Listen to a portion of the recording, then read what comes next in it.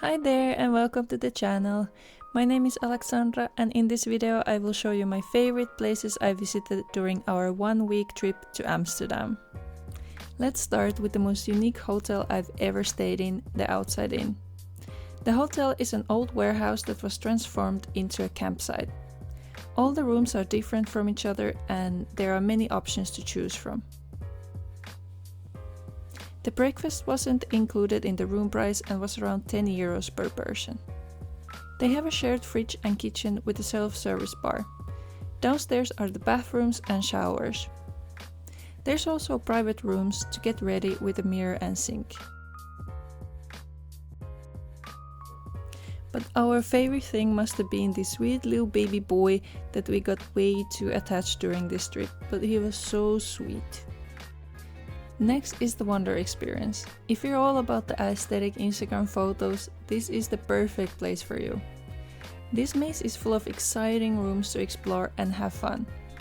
During the summer they also have a roller skating ring and a beautiful pink beach bar with a brunch.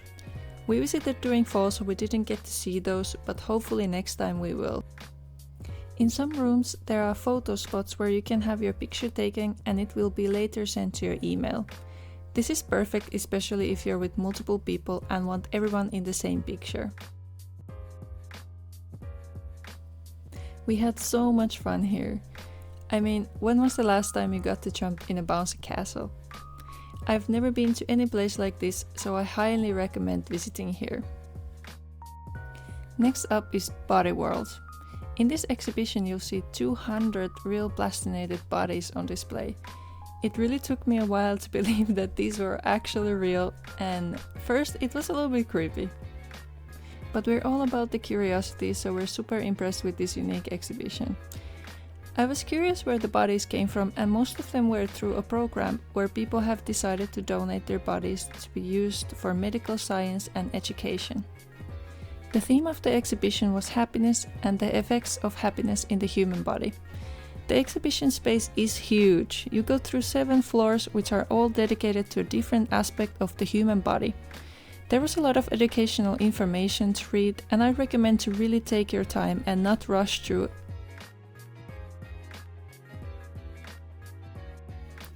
In the end, you can take a body test that will measure if your body is in balance or not. You'll get a result sheet that has information about your body fat mass, muscle mass and body water ratio. Next museum we went to was the Temple of Venus, the Sex Museum. Again, this was something I've never seen before and was super excited to go to. It first opened its doors in 1985 and is actually the world's first sex museum. I just couldn't deal with some of these animatronics, they were so funny. Inside the museum you'll see erotic images, paintings, objects and so much more. This museum was also spread out in many levels and spaces. And fun fact, when they were first renovating the space, 2 erotic objects were found between the foundations. Isn't that crazy? The exhibition was not only fun and entertaining, but also really interesting and educational. The Sex Museum is located in the city center and is really easy to find. And if you're too shy to go, they also have a virtual tour available on their website.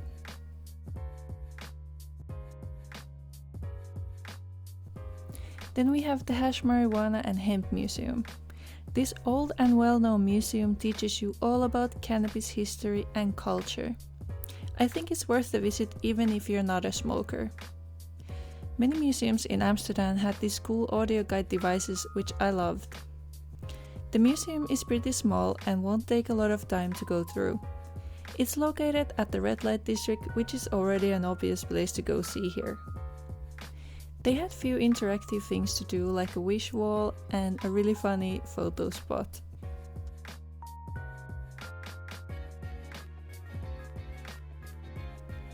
After visiting you also get a coupon for the cafe next door that gives you a free drink. If you're more interested to experience the cannabis culture in Amsterdam, you should visit some of the coffee shops. The Bulldog is probably the most famous one. The torture museum was something we were really excited about. Maybe that sounds weird, but we love all kinds of curiosities and Amsterdam was just full of them. The exhibition is called Punishments and Verdicts in the Middle Ages. It includes over 40 instruments of punishment from all over Europe with illustrations and information about how they were used. All the information was available in multiple languages.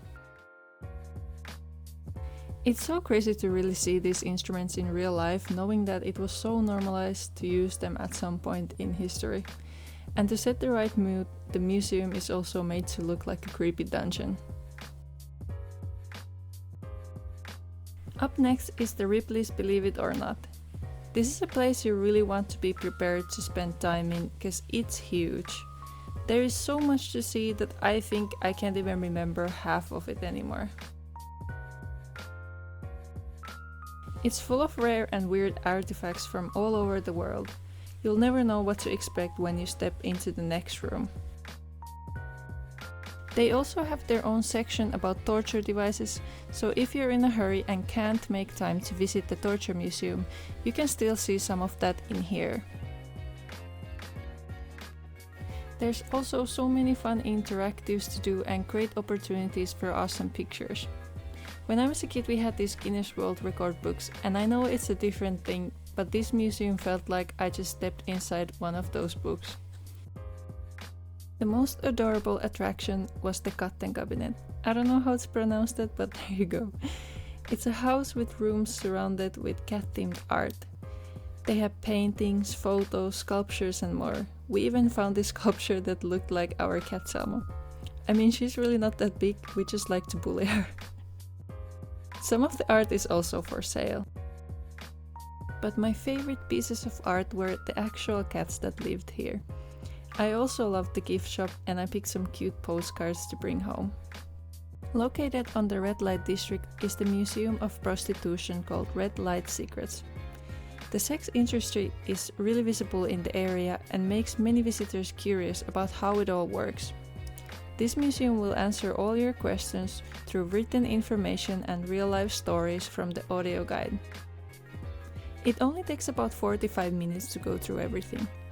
This was definitely one of my favorites because I felt like I learned so much. Next is Vrolik, the Museum of the Human Body. We weren't allowed to film inside, but still wanted to include it here. The man working there told us that it's pretty common for people to feel nauseous or even pass out there, but I truly recommend to go check it out. The last one on the list is Amaze, and I have to show you some parts of it first with the sound. Welcome to your maze.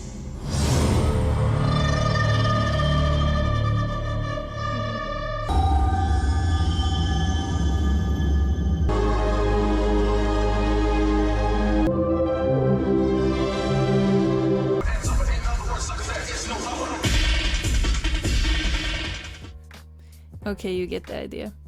So it's described as an immersive audiovisual experience, and I was so impressed. If you go to only one of the places on this list, choose this one.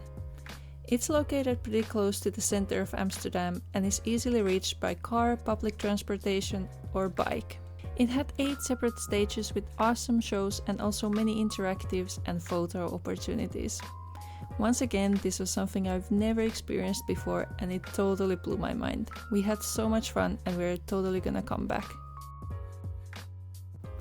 So that's the end of our list. I hope you enjoyed the video and found some inspiration for your next trip. See you on the next one. Bye bye!